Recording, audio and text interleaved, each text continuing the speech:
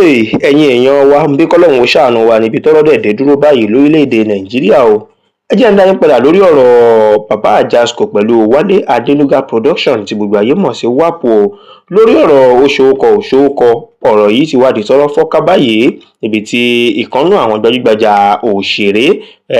onítíátà Liz Da Silva náà fi bóde wá tó wá sọ èyí tóun náà mọ̀ nípa ọ̀rọ̀ ọ̀hún o. Nínú ìfọ̀rọ̀wánilẹ́nuwò kan tí wọ́n ṣe fún arábìnrin ọ̀hún, òun ni ó ti lanu kòtó tí ọ̀rọ̀ bẹ̀rẹ̀ sí ní jáde lẹ́nu ẹ̀ nígbà tí wọ́n ṣe ìfọ̀rọ̀wánilẹ́nuwò ọ̀hún wò fún òun pẹ̀lú Lucky Udoh ni wọ́n ti ń ṣe lálàyé wípé ṣé ẹ rí Bàbá Àjàsíkò tẹ́ ẹ mọ̀ tẹ́lẹ̀ òun mà kọ́ ló wà mọ́ nísìnyí torí wípé oríṣiríṣi àdójúkọ òun ni bàbá yìí ló ti dojúkọ ló jẹ́ wípé léyìí náà wọ́n ní wípé ó ti fẹ́ mú ẹ̀mí arákùnrin ọ̀hún lọ, ṣùgbọ́n wọ́n ní pé àdójúkọ tí ó wá jẹ́ ìpèníjà fún arákùnrin yìí ìyẹn Bàbá Àjàsíkò òun náà ni wípé orúkọ tí wọ́n ní bàbá yìí jẹ́ wọ́n ní Wálé Adénúgá production, wọ́n ní pé iléeṣẹ́ yìí ló ní o, tó túmọ̀ sí wípé kò láǹfààní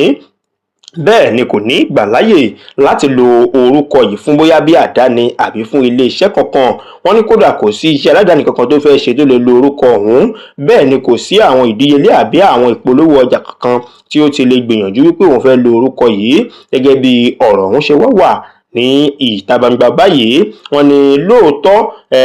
òun àti Wálé Adénúgá production ti jọ buwọ́lùwé, bẹ́ẹ̀ ni wọ́n ti jọ kọwọ́ bọ ìwé wípé orúkọ tí òun fún un yìí pé kò ní lò ní ibì kankan tó ju iṣẹ́ tòun lọ. Lẹ́yìn ìgbà tí wọ́n ní pé Bàbá Àjàsíkò ti rìtáyà ní bí ọdún 5 sẹ́yìn gẹ́gẹ́ bí ìkànnú àwọn òṣìṣẹ́ ìjọba Lagos State Council for Arts and Culture, Lagos State Council for Arts and Culture tí wọ́n ní ó ti fẹ̀yìntì lẹ́nu iṣẹ́. Wọ́n ní wípé ayé ti wá le koko mọ́ arákùnrin ọ̀hún ibi wípé wọ́n ní àtìrí ọwọ́ mú lọ sẹ́nu gan a máa dàbí ogun gbà míì ni. Wọ́n ní kò ní ọkọ̀ tí wọ́n fi ń ṣe ẹsẹ̀ rìn, bákan náà ilé wọ́n ní báàbù òun mà ní lọ́dọ̀ Bàbá Àjàsíkò, wọ́n ní kò nílé lórí débi tí yóò ní mọ́tò, wọ́n ní ọ̀kadà mọ̀ ní mọ̀ ń gbé kiri pé orúkọ lásán òun làwọn èèyàn mọ̀ pé ẹni tó ní orúkọ ọ̀hún gangan wọ́n ní láàrè lọ́wọ́ ń gbòòrò ayé ni gẹ́gẹ́ bí tí Da Silva yan Liz Da Silva tí ó ṣíṣọ lójú ẹ̀ tó ń sọ fún àwọn ènìyàn. Ó ní kí ni tí ìbáwò kó ṣẹlẹ̀ tí àwọn mọ̀lẹ́bí rẹ̀ náà kò wá lè dìde láti ràn án lọ́wọ́ o. Ó ní lóòótọ́ àdéhùn ni àdéhùn máa ń jẹ́, ṣùgbọ́n tó bá jẹ́ pé wọ́n ti ẹ̀ fún ní ìgbàláàyè kékeré láti lè lo orúkọ ọ̀hún bóyá bí ìdá bíi mélòó kan ẹ̀yìn bóyá bí so percent ni wọ́n fún un gẹ́gẹ́ bíi pé ó fi lè lo orúkọ ọ̀hún pé ìbá tún jẹ́ kí ayé sun arákùnrin yìí bọ̀ díẹ̀. Wọ́n ní wípé tí ẹ bá mọ ibi tí Bàbá Àjàsíkò eléyìí tó wà tí ẹ bá mọ ibi tó wà báyìí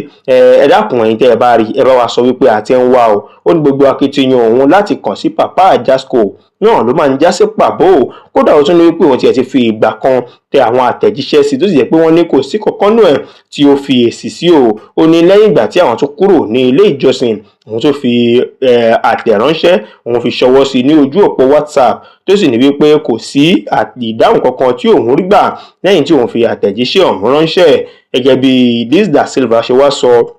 ó fi nọ́mbà ọ̀hún sí orí ẹ̀rọ ayélujára wípé kí àwọn ènìyàn dákun dábọ̀ kí wọ́n bóun check on Bàbá Àjàsíkò èèyàn ọkùnrin apárí ọ̀hún 08137808422 òun ni nọ́mbà tí wọ́n ní wọ́n fi ilẹ̀ pé kí wọ́n máa fi bá wọn trace Bàbá Àjàsíkò kiri kó má di wípé arákùnrin yóò wá rò pé ńjọ́ kan tí ó lọ rí ṣe ọkàn akin. Wọ́n ní wípé ìyàlàyé tí Liz Da Silva ṣe yìí òun ló túbọ̀ tan ìmọ́lẹ̀ díẹ̀ sí inú ọ̀rọ̀ wípé ọ̀pọ̀lọpọ̀ àwọn òṣèré àti àwọn gbajúgbajà tí ẹ máa ń rí gbòòrò ayé wọ́n ń ráre lábẹ́ ilé tó jẹ́ pé wọ́n ní ọ̀pọ̀lọpọ̀ náà ni wọ́n ń sọ́nà ní tí nǹkan ò lọ bó ṣe yẹ kó lọ fún wọn. Wọ́n ní nǹkan òjọ̀kan fún Bàbá Àjàsíkò jẹ́ pé wọ́n ní òun náà ni àwọn ayé ti ń gbà lérò wípé ẹ dákun ẹ jẹ́ ràn Bàbá Àjàsíkò lọ́wọ́ nítorí wípé òun náà ó gbìyànjú láti fi ẹ̀rín sí ẹ̀kẹ́ àwọn ènìyàn ní àsìkò tí ìgbà ṣì wà lọ́dọ̀ ẹ̀. Ẹ jẹ́ kí wọ́n gbanú àwílé àwọn ènìyàn lọ ìyẹn comment section. Fúnmi Akórèdé Àwòyẹmí ní wípé